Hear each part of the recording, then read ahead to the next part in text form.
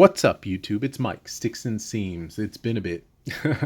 I watched all of your videos from the National. I had massive FOMO. Was talking to Lou and Jay about it too, and I really want to try to get there next year. A bunch of you are already planning that and going, so that's my goal. We'll see how if I can make it happen definitively. Right now, I'm penciled in.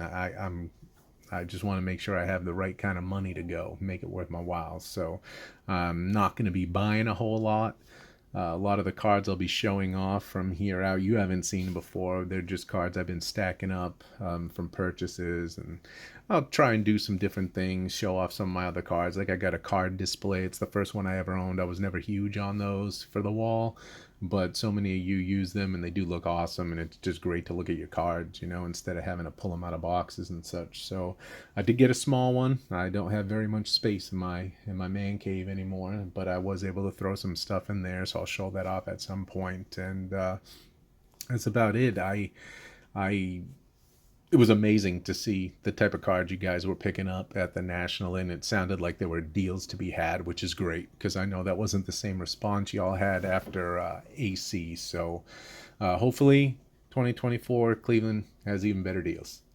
I'm trying to think what I got. I'm going to show off a huge pickup for me. It's on my Griffey most wanted list. It was in my top 5, so that was a big pickup. I picked it up a couple months back. Just hadn't gotten around to showing it. And I'm going to tell a little story about an antique shop that I just happened to go into with my daughter yesterday, and I rescued a pretty nice Griffey from in the doldrums of that place. So that's where I'll start. I was driving around running errands, and there's this shop that's been there forever. It's had multitude of different owners and names, but they all sell like antique tchotchke type of stuff. And back in the day, they did had a Duke Schneider autograph hat, and I didn't buy it, and I should have, and I still kick myself for that. But I figured, hey, let's go in, and we walked through all the little area and stalls, and there was a collectibles section in it. And they had one case with some cards. I'm sure there were cards elsewhere, but if you were in there, you would know what I mean by there's no way you're going to find it.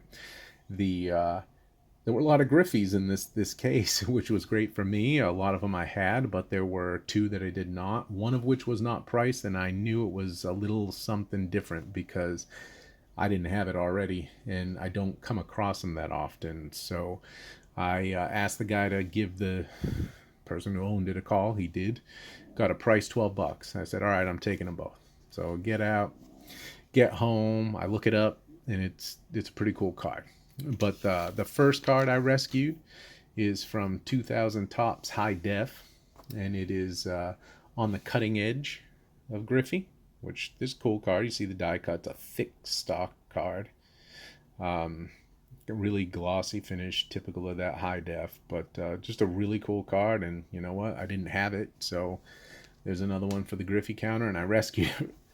Now this was the big one. It's a card from a set that if you grew up in the 90s, it was geared towards children. It was significantly reduced pack cost, and it was flooded.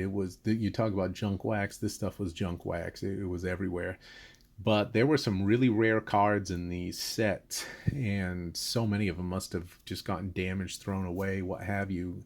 And, we rediscover the importance of these cards now, and this is kind of one of them. So it's from 1999 Collector's Choice. This is the Big Shot insert. But as you can see, there's a gold signature there. That denotes the short printed version of this card. It was 1 in 144 packs in a 10 card set. So if you remember Collector's Choice, 36 packs a box, it would take you probably a case to pull this. And how many of them were damaged? This one's in really good shape. I was shocked to find it was at the way bottom. So I feel not only awesome about adding this to my collection, but I rescued this card from a little flea market-y type antique shop. So I was stoked about that. This last card I'm going to show off was from my top 10 list.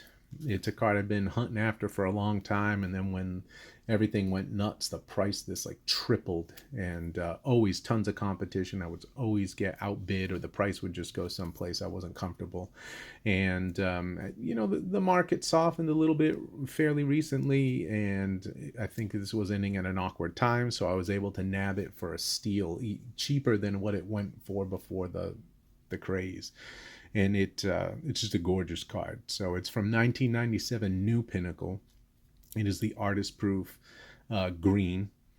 They were these things. I'm just gonna show because this card's ridiculous. They're really hard to get. I think they. I don't know if there was necessarily like a print run per se. Only the top stars in the product got this artist proof version.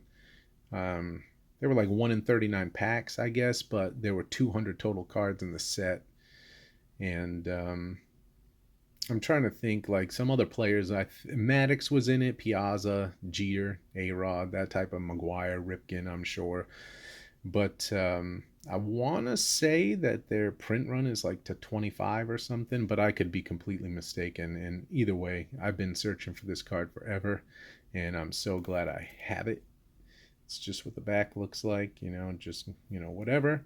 But that front, boy, woo, love that card. So, another one off the Griffey list. I have plenty of time now that I'm not really hunting eBay as much. I'm trying to be good. I definitely want to try and save some money and see if I can get to Nashville. I definitely have some cards I want to sell as well to kind of make that happen. And I got some cool stuff coming up to show off. So until next time, collect what you love. And it's good to be back.